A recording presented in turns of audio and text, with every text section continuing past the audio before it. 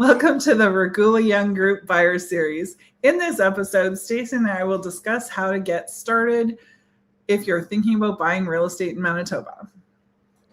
Hi, Stacey. How are you? Good. Excited to let buyers know the process. This is that time of year, actually, when people Yes, it is a good time of year to be doing that. Um, So, what is the first step in getting in, like just thinking about getting into real estate? well, I always say there's two step ones. You just pick which one you want to go, and then they both lead to the same place. It's either talk to a realtor or talk to a mortgage professional, and Yeah. then go from there. Because the realtor will tell you to talk to the mortgage professional. So either way, you're going to end up back at the bank. Sure. But as a realtor, we can help you get in touch with a really great one. Yes. So Yes. call me first. Call me first, and then I'll tell you who to use. Yeah, exactly. But that would be the first step, is getting pre-approved. Often people start, oh, I'm just looking. Well, why are you looking? You don't even know what you can afford, and you don't know if you can even buy a house at that point. So. Right. Yeah, you don't know what you don't know yet. I feel like the buyer's consultation is an amazing first step.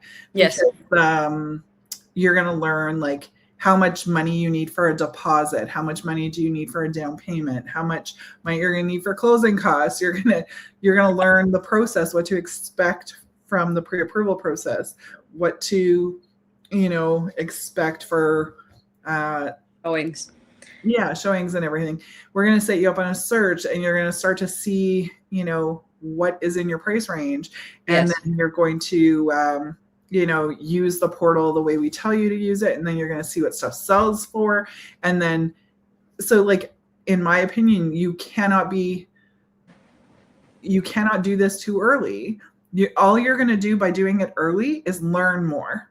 Yeah. Right? Educate yourself and be more prepared for the process. But exactly. And yeah, we might have to do another buyer consultation, 6 months down the road to remind you of a few things, but that's okay. That one will be shorter.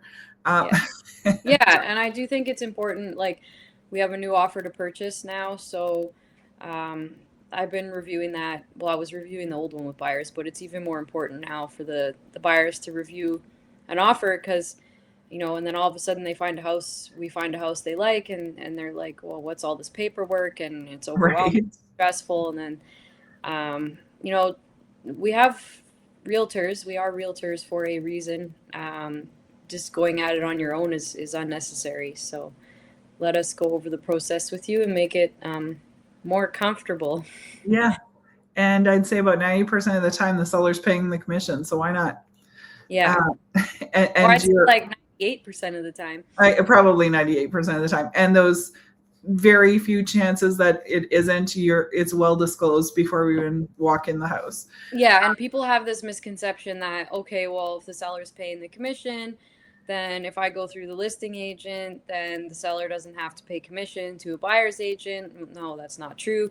The listing agent, if they represent the buyer, which is called dual representation, they are still getting commission on both sides, because they are doing a job on buying and selling sides. So right, exactly. Why not have that commission go to somebody who's looking out for your best interests?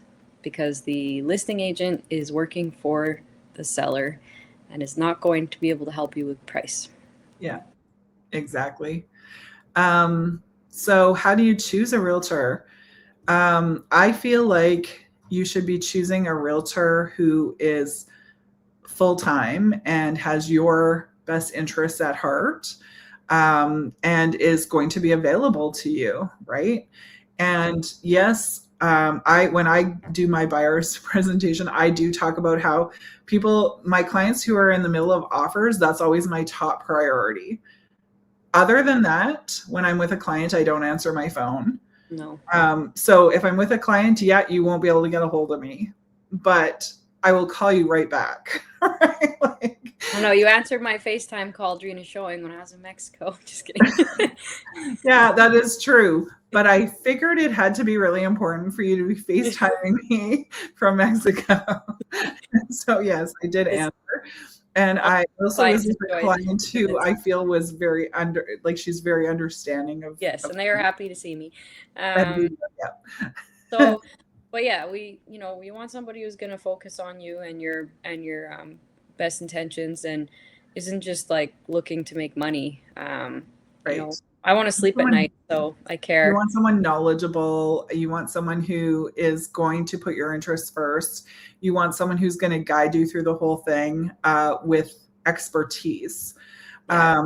You want someone who knows how to do research, because I will be the first to admit that I don't know everything. No, Uh, and that's why we have each other.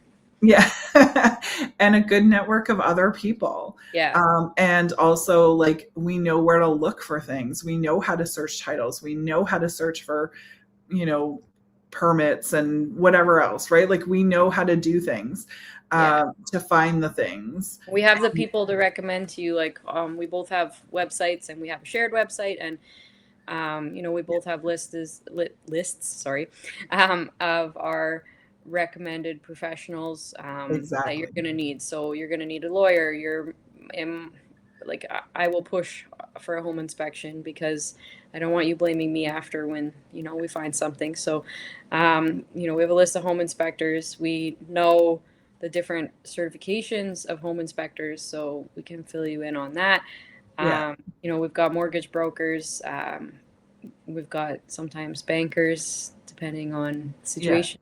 Insurance people. Insurance Uh, people. Yeah. we kind of like plumbers, electricians. Uh, you want people who are gonna have everything you need, or if they can't or don't know, they will go and find it for you. Yeah. Exactly. We Exactly. will do. Yeah.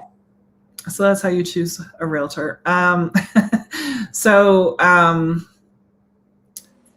yeah, so the next thing you really want to do then is chat about, like, part of the buyer's consultation when you've chosen a realtor to have that buyer's consultation with, is talking about, your must-haves and your wants and stuff like that, and setting realistic expectations and non-negotiables that fit your budget. Those are things that we do in that buyer consultation. Yeah, we can research neighborhoods and schools and all that stuff. That's stuff we do down the road. And or as soon as possible, but like, it really depends on the situation. Like, are we like looking for something this week, or are we Have we narrowed down a neighborhood? yeah, exactly. Like, Sometimes we start no broad.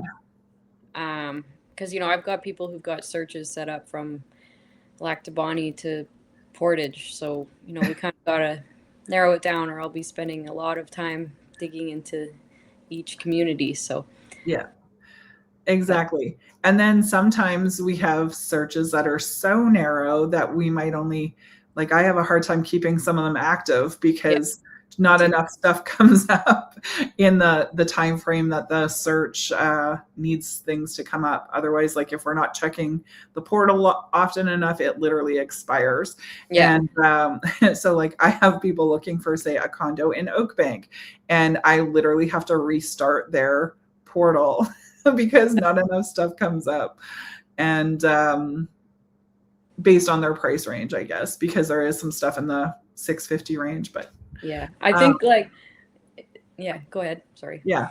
But yeah, like, those are the things we do in the buyer's consultation. And buyer's consultation is fit to you. So there's not like one standard, this is what we do. No, it depends like on your experience of buying and selling, and if you're looking rural or you're looking Winnipeg, like, um, it's different for me on each side because there's a lot more stuff to deal with rural, and also like a lot of people are reluctant to tell us their budgets, but we can't properly help you without that. And when you go to write an offer, picture yourself in the seller's shoes. If you receive an offer and it has a pre-approval letter attached to it, doesn't have your personal info on it. It just says, John Frank is approved for $360,000, and we don't even have to have that number on there. We can just say that you're approved for a mortgage at such and such financial institution. Yeah. It makes your offer look a lot better versus the offer next to it that doesn't have that, because there's a lot of people that want to buy a house but can't. Yeah, I often redact the amount so Yes, that I've done the that. seller can't see the amount, but they can see that we have a pre-approval letter. Yeah, black it out and. Yeah, exactly. But the letter will say that, so we know what you're approved for, and then we share the edited version. Yeah, exactly. Sometimes I like to get it, depending on your mortgage broker, get it where it just says that you're pre-approved for this address. Yeah, you can do that specific address as well.